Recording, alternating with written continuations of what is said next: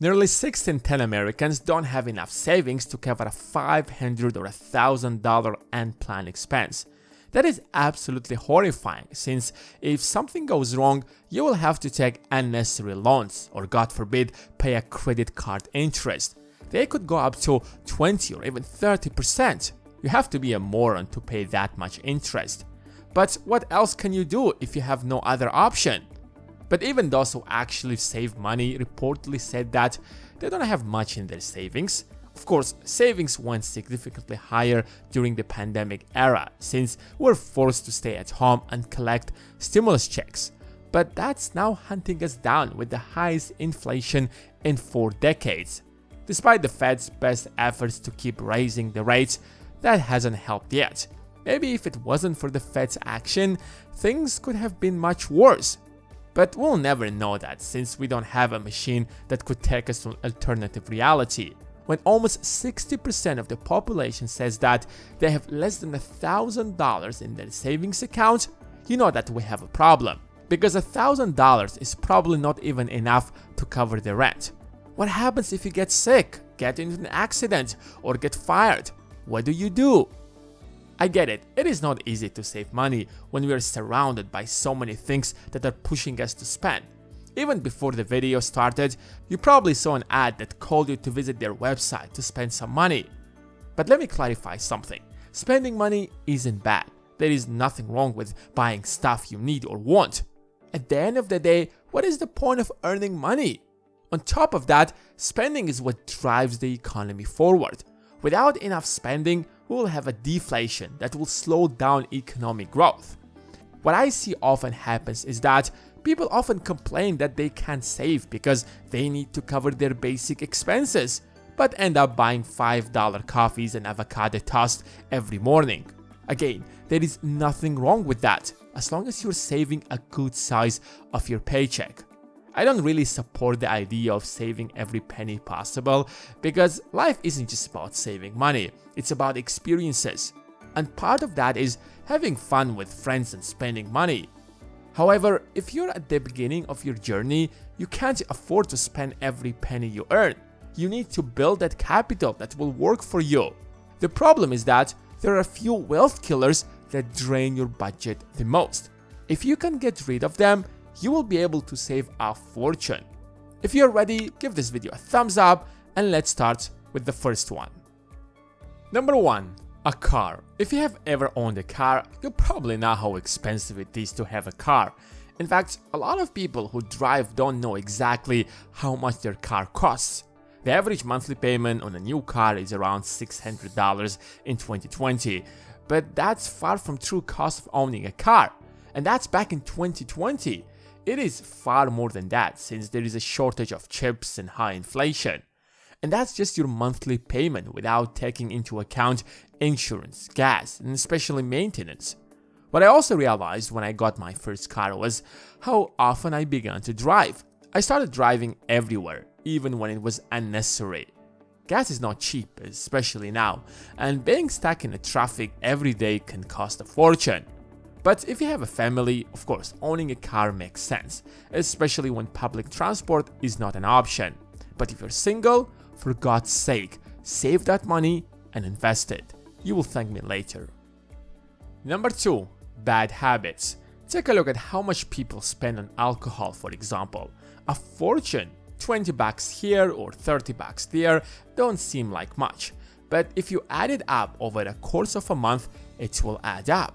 According to the Bureau of Labor Statistics, Americans spend about 1% of their gross annual income on alcohol. For the average household, that is around $600 a year or $6,000 in 10 years, or a whopping $22,600 over a 40-year period. That doesn't seem much, but don't be fooled by this number. It takes into account all Americans, including those who don't drink or those who drink like once or twice a year. So if you only take into account those who drink regularly, that number would be much higher. A few $100s a month is normal for a regular drinker. The same goes for smoking, gambling, and other bad habits.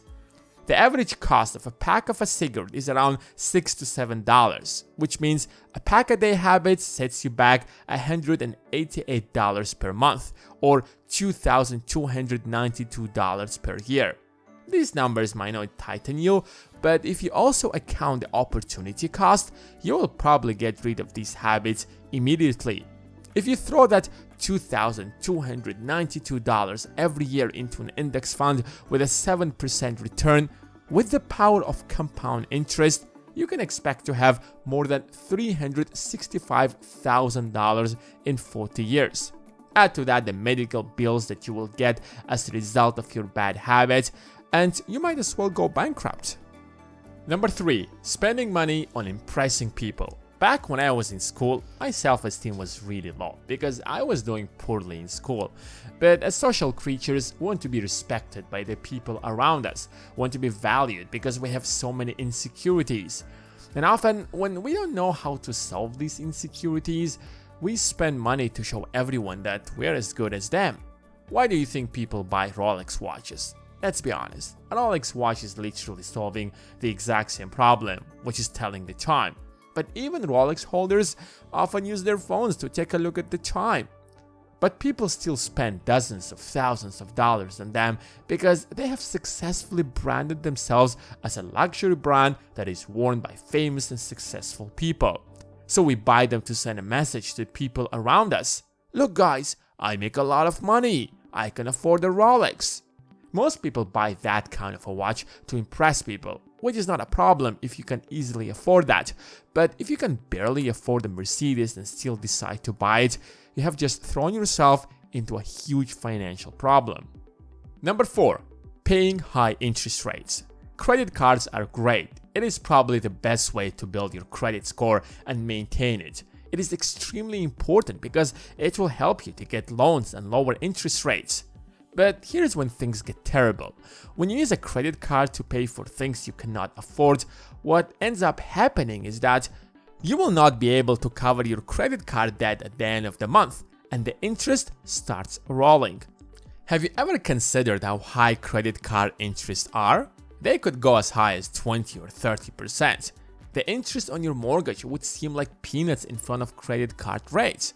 That might not seem like a big deal, but 41% of credit card users reported that they're failing to pay their bills on time, and that's what these banks are counting on.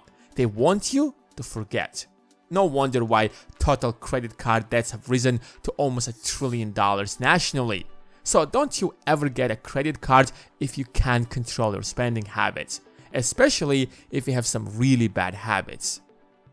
Number 5. Chasing women. What is certain about life is that there will always be women around you who will attract you, and if you can't control yourself, you're screwed. The world is filled with them. But what is also certain is that your time and resources are also limited. Even if you have $100 million, it is easy to spend that money on women in a glimpse of an eye. What is more important than money is that time. The time you could be spending building your business, side hustle, or whatever that will generate real wealth. Unless you learn how to control your urge to chase women, you will never reach financial independence, because there will always be women on whom you will waste whatever savings you have saved. These are just 5 out of many wealth killers, but they are probably the top. That's it for today. Thanks for watching, and until the next one.